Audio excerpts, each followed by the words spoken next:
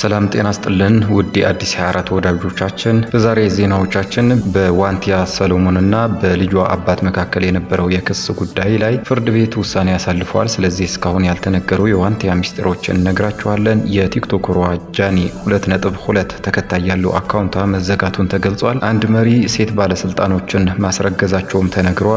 ስለ ዝነኛዋ የፖፕ ሙዚቃ ኮከብ ብሪትኒ ስፒርስ አዲስ ነገርም አለን፣ በዝርዝር እናቀርበዋለን። የተከበራችሁ የአዲስ 24 ወዳጆች እስከ መጨረሻው ዜናችን ተከታተሉን። ሌሎች ዜናዎች እንዲደርሷችሁ ደግሞ ቻናላችንን ላይክ፣ ሼር እና ሳብስክራይብ አድርጉ። ወደ ቀዳሚው ዜናችን አለፍን። የፌዴራል መጀመሪያ ፍርድ ቤት በዋንቲያ ሰሎሞንና በልጇ አባት መካከል ለወራት ሲያከራክር በቆየው የህፃን ልጅ የመጎብኘት መብት ጉዳይ ላይ ውሳኔ አሳልፏል። የፍርድ ቤቱ ውሳኔም ዶክሜንት ለእጃችን ደርሰዋል። ልጅቷ አባት የሆኑት አመልካች ልጄን እንዳልንከባከባትና እንዳልጎበኛት ተከልክያለሁ በሚል ለፍርድ ቤት ባቀረቡት አቤቱታ የመጎብኘትና የመንከባከብ መብታቸው እንዲከበር ጠይቀው ነበር። ተጠሪ ዋንቲያ ሰሎሞን ለቀረበባት በሰጠችው ምላሽ አመልካች ከዚህ ቀደም አባትነቱን ክዶ ሲከራከር እንደነበርና በወቅቱ በገንዘብ እጥረት ምክንያት የዲኤንኤ ምርመራ ባለማድረጉ መዝገቡ ተዘግቶ እንደነበር አስታውሳለች። አክላም አመልካች አባትነቱ በህግ ሳይረጋገጥ ያቀረበው ጥያቄ ተቀባይነት የለውም፣ ልጇን በአግባቡ እየተንከባከበች እንደሆነና ህፃኗን የሚጎዳ ምንም አይነት ተግባር ወይም ቪዲዮ እንዳልሰራች አባትነቱ ክደው የቆየና ቀለብ ቆርጦ የማያውቅ ሰው ህፃኗን እንዲጎበኝ መፍቀድ ለልጅቷ ደህንነት ተገቢ አይደለም የሚሉ ነጥቦችን በማንሳት ክሱ ውድቅ እንዲደረግላት ተሟግታለች። ጉዳዩን ሲመረምር የቆየው የንፋስ ስልክ ላፍቶ ምድብ 4ኛ ቤተሰብ ችሎት የግራ ቀኙን ክርክር ከመረመረ በኋላ የሚከተለውን ውሳኔ ያሳልፈዋል። የአባትነት መብት አመልካች የልጅቷን አባት ከመሆናቸው አኳያና የህፃናት መብት ወላጆቻቸውን የማወቅና የመንከባከብ መብትን የሚደግፍ በመሆኑ አባትየው የመጎብኘት መብት አላቸው ብሏል። ሌላ ተጠሪ ማለትም ዋንቲያ አመልካች ልጃቸውን እንዳይጎበኙ የሚያደርግ በቂ የሰነድም ሆነ የሰው ምስክር ማስረጃ አላቀረበችም። ሌላኛው ደግሞ አመልካች ዘወትር እሁድ በሳምንት አንድ ጊዜ ልጃቸው በሚኖርበት የተጠሪ ቤት በመሄድ ወይም በዋንቲያ ቤት በመሄድ ከጠዋቱ 4 ሰዓት እስከ ምሽቱ 11 ሰዓት ድረስ የመጎብኘትና የመንከባከብ መብት እንዲኖራቸው ፍርድ ቤቱ ወስኗል። ይህ ውሳኔ በህፃናት መብት ኮንቬንሽን እና በሀገሪቱ የቤተሰብ ህግ ላይ የተደነገጉ የወላጅና የልጅ ግንኙነት መብት መሰረት ያደረገ መሆኑ ተመላክተዋል።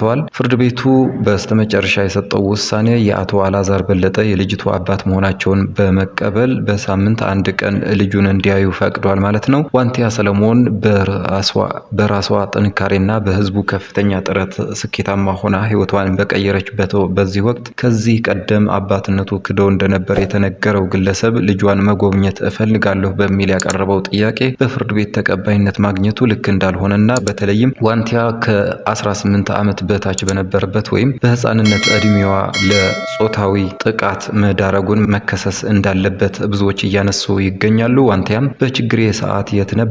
አባትነቱን ክዶ ቀለብ እንኳ ቆርጦ አያውቅም። አሁን ስኬታማ ሲሆን መምጣቱ ተገቢ አይደለም ስትል ብትከራከርም ፍርድ ቤቱ ግን የህፃኗን አባቷን የማወቅ መብት መሰረት በማድረግ አባትየው በሳምንት አንድ ቀን ዘወትር እሁድ የመጎብኘት መብት እንዲኖራቸው ወስኗል። ይህ ውሳኔ ለብቻዋ ልጇን አሳድጋ ለዚህ ደረጃ ላበቃቸው ለጠንካራዋ ዋንቲያ ከባድ ስሜት እንደሚፈጥርባት ግልጽ ነው። ህግ እና የህይወት እውነታ የተጋጩበት አነጋጋሪ ጉዳይም ሆኗል። የቲክቶከሯ ጃኒ 2.2 ሚሊዮን ተከታይ ያለው አካውንቷ መዘጋቱን ተገልጿል። ለቲክቶከሮች እና ለኢንተርኔት ተጽዕኖ ፈጣሪዎች አካውንታቸው ማለት የህልውናቸው መሰረትና የልፋታቸው ውጤት መሆኑን ይታወቃል። በተለይ በሚሊዮን የሚቆጠሩ ተከታዮችን ማፍራት ቀላል ባልሆነበት በዚህ ዘመን አካውንት ሲዘጋ የሚፈጠረው ስሜት እጅግ ከባድ ነው። የአዶናይ ፍቅረኛ የሆነችውና የተለያዩ አስደሳች ኮንቴንቶችን በማቅረብ የምትታወቀው ጃኒ ከ2.2 ሚሊዮን በላይ ተከታይ የነበረው ዋና አካውንቷ መታገዱ ተሰምተዋል። ይህ እገዳ በምን ምክንያት እንደተጣለና ከቲክቶክ ሰሞናዊ የአሰራር ለውጦች ጋር የተያዘው ይሁን አይሁን እስካሁን በግልጽ የታወቀ ነገር የለም። ለብዙዎች መዝናኛን ስታቀርብ የነበረችው ጃኒ ይህንን ትልቅ አካውንቷን ማጣቷ ለስራዋ ትልቅ እንቅፋት እንደሚሆንባት ይታመናል። ተጽዕኖ ፈጣሪዎች እንዲህ ያሉ ድንገተኛ እገዳዎች ሲገጥሟቸው ያላቸው አማራጭ ሌላ አካውንት መክፈት ቢሆንም የነበረውን ተከታይ መልሶ ማግኘት ግን ከፍተኛ ድካምን ይጠይቃል ተብሏል።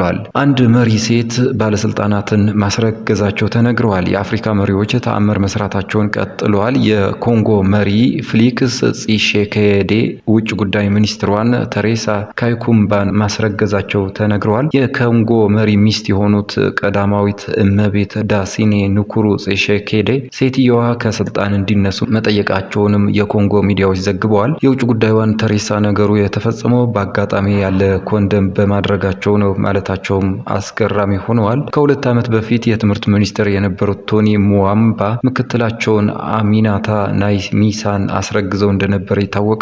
አሁን ተራው የፕሬዝዳንቱ ሆነዋል ማለት ነው። ከዚህ በፊት የኢኳቶሪያል ጊኒው ሚኒስተር ባልታዛር ከብዙ ሴት ሚኒስትሮች ጋር አሸሸ ገዳሜ ሲል በቪዲዮ የተያዘ መረጃ ወጥቶበት ወደ እስር ቤት መውረዱ አይዘነጋም። የአፍሪካ መሪዎች ስራቸው ከወገብ በታች ነው እያስባለም ይገኛል። ሌላኛው ደግሞ ዝነኛዋ የፖፕ ሙዚቃ ኮከብ ብሪትኒ ስፒርስ እስካሁን ያመረተቻቸውን መላው የሙዚቃ ስራዎቿን የባለቤትነት መብት ወይም ሚውዚክ ካታሎግ መሸጧ ታውቋል። ፒፕል መጽሔት እንደዘገበው የ44 ዓመቷ ድምፃዊት ስራዎቿን የሸጠችው ፕራይሜሪ ዌቭ ለተባለ ገለልተኛ ሙዚቃ አሳታሚ ድርጅት ነው። ምንም እንኳን የሽያጩ ዝርዝር በይፋ ባይገለጽም ድምፃዊቷ ካታሎጓን የሸጠችው በታህሳስ ወር መጨረሻ ላይ በግምት በ200 ሚሊዮን ዶላር ወይም በ146 ሚሊዮን ፓውንድ እንደሆነ ተነግሯል። ብሪትኒ በዓለም ዙሪያ ከ150 ሚሊዮን በላይ የአልበም ኮፒዎችን በመሸጥ የምትታወቅ ሲሆን ሽያጩ ከ1999 ጀምሮ ያሳተመቻቸውን 9 ስቱዲዮ አልበሞች እና እንደ ቤቢ ዋን ሞር ታይም እና ቶክሲክ እና ጂሚ ሞር ያሉ ዝነኛ ነጠላ ዜማዎቿን ያጠቃልላል። ይህ ሽያጭ የተሰማው ብሪትኒ ስፒርስ ዳግመኛ ወደ ሙዚቃው ኢንዱስትሪ አልመለስም ካለች ከ1 ዓመት በኋላ ነው። ድምፃዊቷ የመጨረሻ ስራዋን ያሳተመችው እንደ አውሮፓውያን አቆጣጠር በ2022 ከአንጋፋው ድምፃዊ ኤልተን ጆን ጋር በሰራቸው ሁለትዮሽ ዘፈን ነበር። ብሪትኒ የስራዎቿን መብት በመሸጥ ረገድ ብቸኛው አይደለችም። ከቅርብ ጊዜ ወዲህ እንደ ብሩስ ስፕሪንግስተን በ500 ሚሊዮን ዶላር እንዲሁም ጀስቲን ቢበር በ200 ሚሊዮን ዶላር እንዲሁም ሻኪራ እና ጀስቲን ቲምበርሊንግ የስራዎቻቸውን መብት ለትላልቅ አሳታሚዎች መሸጣቸው ይታወሳል። ገዢው ድርጅት ፕራይመሪ ዌቭ ቀደም ሲል የኖቶሪየስ ቢአይጂ የፕሪንስ እና የዊትኒ ሃውስተንን የስራ መብቶች መግዛቱ ይታወቃል። ብሪትኒ ለ13 ዓመታት በገዛ አባቷ ጥብቅ የፋይናንስና የህይወት ቁጥጥር ስር ቆይታ በ2021 ነፃነቷን ካገኘች በኋላ ነው ለመሸጥ የተገደደችው። ድምፃዊቷ በ2023 ዘ ውማን ኢን ሚ በሚባል ባሳተመችው የግል ታሪኳ በዚህ አስቸጋሪ ጊዜ ያሳለፈችውን ስቃይ መግለጿን ይታወሳል። እንደ አውሮፓውያን አቆጣጠር በ2008 ብሪትኒ በስነልቦና ቀውስ ውስጥ ማለፏን ተከትሎ ፍርድ ቤት አባቷን ጄሚ ስፒርስ የእሷን የገንዘብ የስራና የግል ህይወት ሙሉ ለሙሉ እንዲቆጣጠሩ ፈቀደ።